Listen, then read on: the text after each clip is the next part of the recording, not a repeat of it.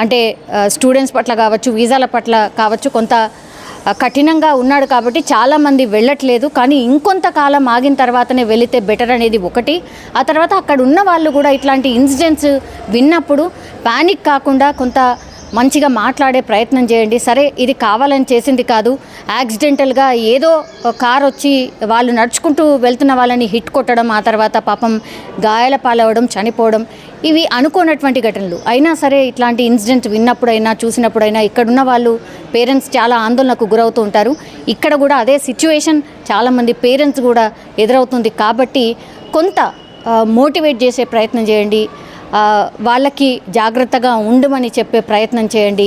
ఇట్లాంటివి మాత్రమే మనం చేయగలం. అంతకంటే ఇంకా ఏం చేయలేనటువంటి ఉన్నారో కూడా అర్థం కాకుండానే చనిపోతున్నారు. కొంతమంది ఏమో విహారయాత్రలకని పోయి వాళ్ళు చనిపోతున్నారు, లేదంటే ఆత్మహత్యలు చేసుకుంటున్నారు, లేదంటే ఇంకోటి ఈ యాక్సిడెంట్ల వల్ల చనిపోతున్నారు.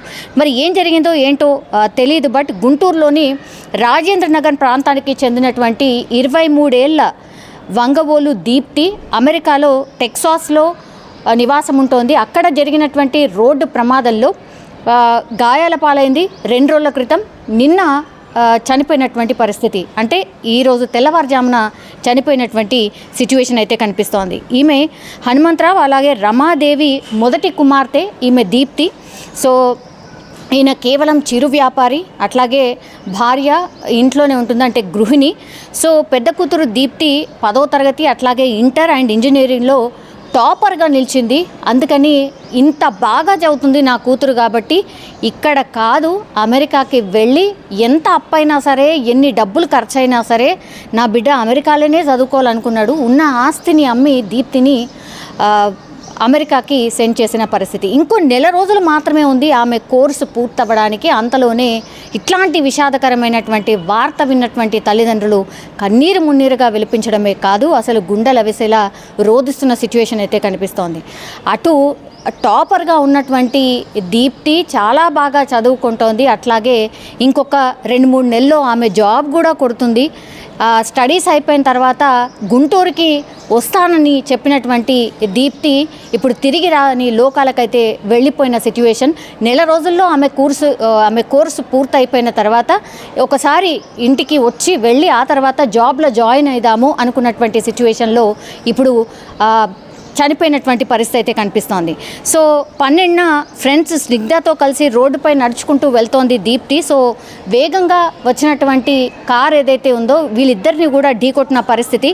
అయితే దీప్తి తలకు ఆ టైంలో తీవ్రంగా గాయాలయ్యాయి, అలాగే వాళ్ళ ఫ్రెండ్కి కూడా గాయాలైన పరిస్థితి. సో తల్లిదండ్రులు ఈ విషయం తెలుసుకున్న తర్వాత తలడిల్లిపోయినరు. ఎందుకంటే కూతురేమో హాస్పిటల్లో ఉంది, వాళ్ళేమో ఇక్కడ ఉండిపోయారు.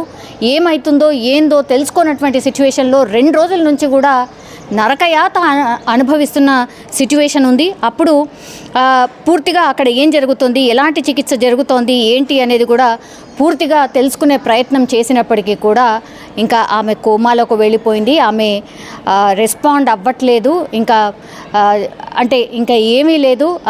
ఆమె ఆల్మోస్ట్ ఇక కొన ఊపిరితో ఉంది అని తెలుసుకున్నటువంటి తల్లిదండ్రుల రోదనలు మిన్నంటాయి. ఎందుకంటే ఎవరికైనా సరే తన కూతురు మంచిగా చదువుకొని ఆ తర్వాత ఏదో దేశానికి వెళ్ళి అక్కడ బాగా చదువుకొని బాగా సెటిల్ అవుతుంది అనుకున్నటువంటి టైంలో ఇట్లాంటి విషాదకరమైనటువంటి వార్త విన్నటువంటి తల్లిదండ్రుల పరిస్థితి మనం ఊహించుకోవచ్చు. చనిపోయినటువంటి దీప్తి మృతదేహాన్ని ఎట్లా తీసుకురావాలి ఏంటి అనేది కూడా పూర్తిగా వాళ్ళ తల్లిదండ్రులు అక్కడ ఏపీకి సంబంధించిన గవర్నమెంట్ అఫీషియల్స్తో మాట్లాడుతున్నారు, అట్లాగే అక్కడ ఉన్నటువంటి మినిస్టర్స్తో మాట్లాడుతున్నారు. మా తల్లిని మా దీప్తి బిడ్డని ఎంత తొందరగా అయితే అంత తొందరగా ఇక్కడికి రప్పించే ప్రయత్నం చేయండి అని అంటూ పూర్తిగా వాళ్ళ దగ్గర రోధిస్తున్నటువంటి పరిస్థితి. కానీ ఎవరికైనా సరే, ఏ తల్లిదండ్రులకైనా సరే పిల్లలు ఉన్నత చదువులు చదవాలి, అట్లాగే మంచిగా ఎదగాలి, మంచిగా సెటిల్ కావాలి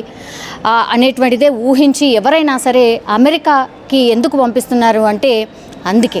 సో తీరా చూస్తే ఇప్పుడు కొన్ని ఇన్సిడెంట్స్లో పాపం తల్లిదండ్రులు అటు వాళ్ళ దగ్గరికి పోలేరు, లాస్ట్కి వస్తే వాళ్ళ మృతదేహాలే వాళ్ళ ఇంటికి వస్తున్నాయనంటే ఇంకా ఊహకు కూడా అందదు. ఎందుకంటే వాళ్ళ పరిస్థితి ఎంత దయనీయంగా ఉంటుందో, ఎంత దారుణంగా ఉంటుందో అనేది ఊహించుకోవచ్చు. కానీ తల్లిదండ్రులు ప్లీజ్ ఒక రకంగా రిక్వెస్ట్ కూడా, అఫ్కోర్స్ ఇప్పుడు ట్రంప్ కొద్దిగా అంటే స్టూడెంట్స్ పట్ల కావచ్చు, వీసాల పట్ల కావచ్చు కొంత కఠినంగా ఉన్నాడు కాబట్టి చాలామంది వెళ్ళట్లేదు. కానీ ఇంకొంతకాలం ఆగిన తర్వాతనే వెళితే బెటర్ అనేది ఒకటి.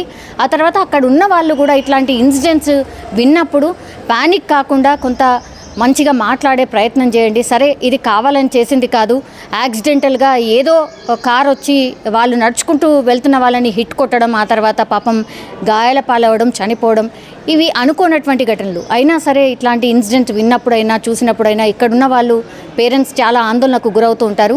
ఇక్కడ కూడా అదే సిచ్యువేషన్ చాలామంది పేరెంట్స్ కూడా ఎదురవుతుంది. కాబట్టి కొంత మోటివేట్ చేసే ప్రయత్నం చేయండి, వాళ్ళకి జాగ్రత్తగా ఉండమని చెప్పే ప్రయత్నం చేయండి. ఇట్లాంటివి మాత్రమే మనం చేయగలం, అంతకంటే ఇంకా ఏం చేయలేనటువంటి సిచ్యువేషన్ అయితే ఉంది. కానీ నిజంగానే దీప్తి పాపం వాళ్ళ పేరెంట్స్